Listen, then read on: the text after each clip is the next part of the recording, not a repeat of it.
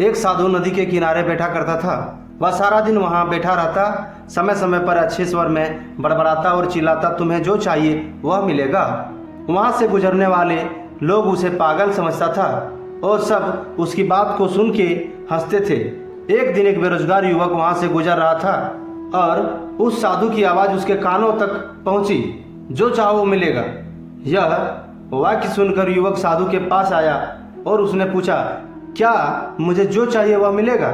क्या तुम सच में मुझे वह दे सकते हो जो मैं चाहता हूँ? साधु ने उत्तर दिया, हाँ, लेकिन पहले मुझे बताओ कि तुम क्या चाहते हो। युवक बोला, मैं एक दिन बड़ा हीरा व्यापारी बनना चाहता हूँ, क्या तुम मेरी इच्छा पूरी कर सकते हो? साधु बोला, बेशक, मैं तुम्हें एक हीरा और एक मोती दूंगा, जितने चाहो उतने हीरे और मोती बनाओ। साधु की बात सुनकर युवक की आंखों में आशा की ज्योति चमक उठी। तब साधु ने उससे अपनी दोनों हथेलियों को आगे बढ़ाने के लिए कहा। युवक ने साधु के सामने अपनी हथेलियां रख दी। साधु ने अपनी एक हथेली पर हाथ रखा और कहा, बेटा, यह इस दुनिया का सबसे कीमती हीरा है। इसे समय कहा जाता है। इसे अपनी मुट्ठी में कसकर पकड़ें। इससे आप जैसा चाहे वैसा हीरा बना सकते हो। इसे कभी हाथ से ना जाने दें। तब साधु ने अपना दूसरा हाथ युवक की दूसरी हथेली पर रखा और कहा, बेटा, यह दुनिया का सबसे कीमती मोती है।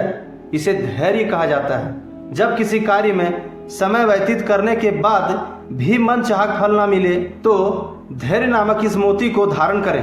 अगर आपके पास यह मोती है तो आप इस दुनिया में जो चाहे वो हासिल कर सकते हो। युवक ने साधु की बात ध्यान से सुनी और उसे धन्यवाद दिया और चल गया।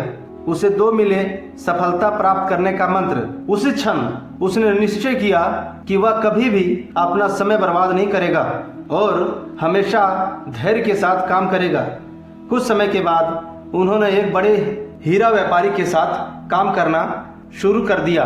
कुछ ही वर्षों में उन्होंने व्यवसाय के हर गुर को लगन से सीख लिया और एक दिन अपनी मेहनत और लगन से अपने सपने को साकार करते हुए वे खुद एक बड़े हीरा व्यापारी बन गए। इसलिए कभी भी अपना समय बर्बाद ना होने दें और कठिन समय में धैर्य ना छोड़ें। सफलता अवश्य मिलेगी।